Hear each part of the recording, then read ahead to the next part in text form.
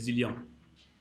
Cela en mettant l'accent sur la réalisation de 2 programmes, piliers de notre action, à savoir le programme Zéro Bidonville et le programme Sénégal Zéro Déchet.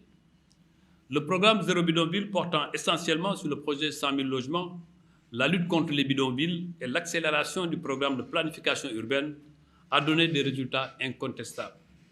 Monsieur le ministre, monsieur le secrétaire d'État, d'abord, dans le cadre du projet 100 000 logements, la mise en place de structures fonctionnelles qui ont permis aujourd'hui de faciliter la réalisation de ce projet si important pour nos concitoyens.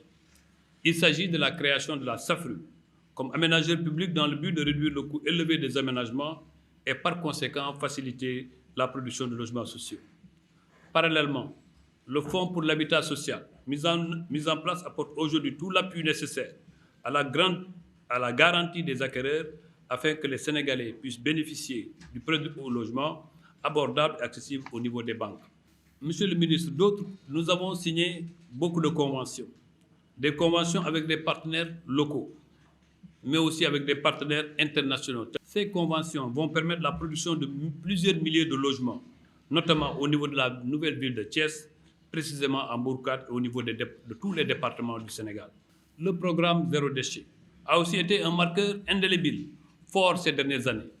Nul n'ignore le travail colossal que la SONAGED, l'ex-UCG, et la Direction générale du cadre de vie et de l'hygiène publique sont en train de mener dans nos villes et villages, dans presque toutes les communes du Sénégal, grâce surtout au soutien apporté par le chef de l'État avec le recrutement de 17 000 agents à travers le programme Xëyu Ndaw ñi.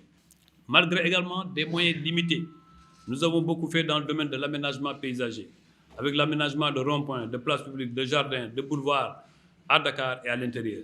Chers désormais anciens collaborateurs, je pars heureux d'avoir eu avec vous, grâce à vous et par vous, des résultats importants qui ont été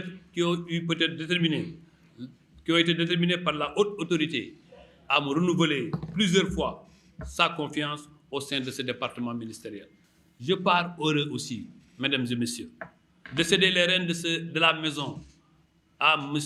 Moussa Balla Fofana, que je connais personnellement, nouveau ministre de l'Urbanisme, des collectivités territoriales et de l'aménagement du territoire, et à mon jeune frère, Mohamed Talla Ndaw, secrétaire d'État à l'urbanisme et au logement, avec qui je partage les belles terres du Ndoukoumane. Monsieur le ministre, monsieur le secrétaire d'État, je salue vos convictions. Vous avez été des hommes déterminés, des hommes consciencieux, chevillés à la conviction qui vous ont menés. Et je pense que vous devrez être des exemples à ces jeunes qui doivent savoir que seule la lutte libère. Le président de la République, en fixant les 5 priorités les plus fondamentales de son action gouvernementale, a parlé d'un développement endogène de notre pays. Quand on parle de développement endogène, on comprend tout de suite l'importance de l'aménagement du territoire, le rôle des collectivités locales et un cadre urbain qui permet justement de stimuler cette action de développement. Voilà l'importance de ce secteur qu'on nous a confié et nous demandons aux créateurs, comme l'a dit notre frère Abdoulaye Seydou Sow, de nous gratifier de la chance et de l'accompagnement pour une belle réussite. Je rappelle tout simplement le paradigme qui nous réunit aujourd'hui ici, ce paradigme du don de soi pour la patrie. Quand je regarde les personnes ici présentes, je ne vois pas de couleur de parti. Je ne vois pas de gens du Ndoukoumane, pour qui j'ai beaucoup de respect, comme le dit M. Sow. Je ne vois pas mes frères et sœurs du Baol. En fait, je ne vois même pas des agents. Je vois des compatriotes, je vois des Sénégalais qui aiment ce pays et qui sont prêts à donner tout ce qu'ils ont pour que ce pays avance. J'en appelle à ce sens de l'engagement, à cet amour de la patrie, pour qu'ensemble nous donnions la main dans la main et qu'ensemble nous puissions relever ces défis.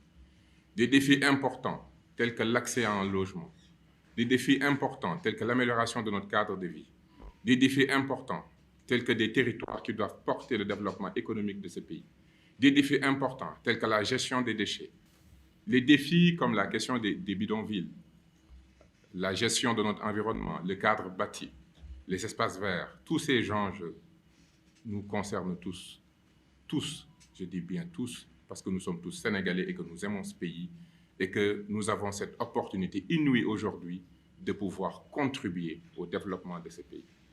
Pour nous, cette mission, c'est une opportunité d'hommes et de femmes qui aiment ce pays de pouvoir aider ce pays à avancer. Voilà comment nous comprenons cette mission que nous a confiée le président de la République, son Excellence M. Bassirou Diomaye Diakhar Faye et son Premier ministre, le président Ousmane Sonko, et nous les remercions de nous donner cette opportunité.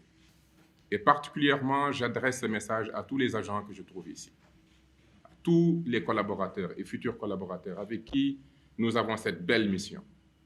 Je vous dis que c'est en toute humilité, c'est dans un engagement déterminé et en toute disponibilité que nous nous mettons à votre service. Ensemble, nous devons relever ces défis.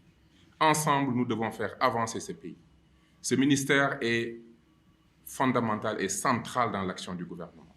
Nous parlons de l'aménagement du territoire, nous parlons de l'organisation spatiale de ce pays, nous parlons de notre cadre de vie, nous parlons du développement économique, parce que tous ces ministères n'ont pas de territoire. Il n'y a que, justement, les ministères que nous avons qui détenons un espace. Et cet espace-là, nous devons le préparer pour nos agriculteurs, nous devons le préparer pour nos éleveurs, nous devons le préparer pour l'industrie, pour nos mines. Nous devons régler la question de l'occupation du sol. Comment on aménage et comment on profite de ces ressources